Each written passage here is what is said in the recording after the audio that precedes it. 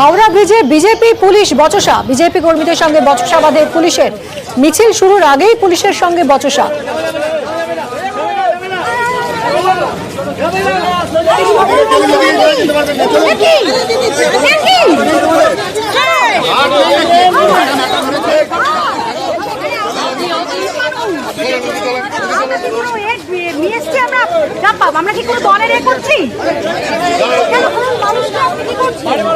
দেবাশিস আমাদের প্রতিনিধির সঙ্গে কথা বলবো। দেবাশিস, কি ঘটেছিল, কেন বচসা?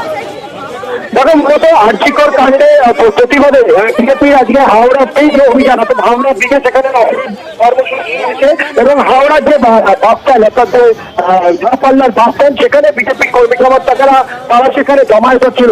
ঠিক সেই সময় বিশাল পুলিশ বাহিনী আছে এবং হাওড়া ব্রিজের ওঠার মুখে পুরো ব্যারিকেড করে দেয় বিশাল পুলিশ বাহিনী।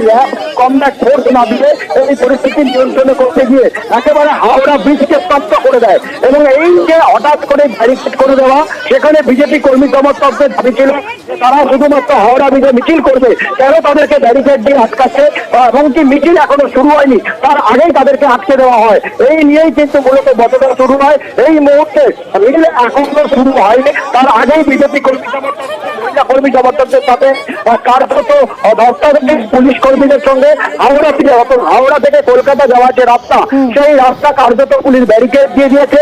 কোনো রকম যান চলাচল বন্ধ করে দেওয়া হয়েছে। এমনকি হাওড়া ব্রিজে ব্যাপকভাবে যানজটের সৃষ্টি হয়েছে। সম্ভবত রাজ্য সভাপতি সুকান্ত মজুমদার তিনি এই হাওড়া ব্রিজের এডুকেশন বা বিক্ষোভে তিনি সামিল হবেন। এই আসার পরেই সেই বিক্ষোভ মিছিল শুরু হবে। তবে এখনো পর্যন্ত মিছিল শুরু হওয়ার আগে পর্যন্ত কিন্তু এলাকা যথেষ্ট উত্তপ্ত। সাধারণ মানুষ